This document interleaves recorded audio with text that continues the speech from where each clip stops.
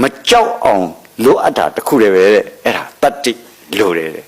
တော့တတ္တိဆိုတာဘာလဲဆိုတာပေါ်လာအဲ့တတ္တိဆိုတာဘာလဲဆိုရင်တဲ့ဘာမှမထူးဆန်းဘူးတဲ့အဲ့ဒါမန်ဒရဲလာပြောသွားတာမန်ဒရဲလာကဘာပြောလဲဆိုတော့တတ္တိဆိုတာတဲ့လူတိုင်းလှုပ်ယူလို့မွေးယူလို့ရတယ်သူကတတ္တိကောင်းတယ်ငါမကောင်းမဟုတ်ငါလည်းသူ့လိုကောင်းရင်လှုပ်လို့ရတယ်အဲ့တတ္တိဆိုတာဘာလဲဆိုရင်တဲ့လူတိုင်းမွေးလာတဲ့အကြောက်တရားပါလာတယ်ကြောက်တဲ့စိတ်ပါတယ်အဲ့ကြောက်တဲ့စိတ်ကိုမာနာပြောဖို့မာနာလုပ်ဖို့လိုအပ်တဲ့အချိန်မှာဖြစ်လာတဲ့ကြောက်ချင်းဆိုတဲ့အကြောက်စိတ်ကိုဖယ်လိုက်အဲ့ဒါတတ္တိပဲထပ်ပြောမယ်ဆိုရင်တော့ကျွန်တော်ပြောဖို့ဆိုဖို့လုပ်ဖို့ကြင်ဖို့ကြောက်လာရင်အဲ့ဒါဘေးဖယ်ပြီးတော့မာနာပြောမယ်မာနာလုပ်တယ်ဆိုရင်အဲ့ဒါကိုတတ္တိလို့ခေါ်တယ်အဲ့တော့တခါတော့ဘာထပ်ပေးလဲဆိုတော့အဲ့တတ္တိ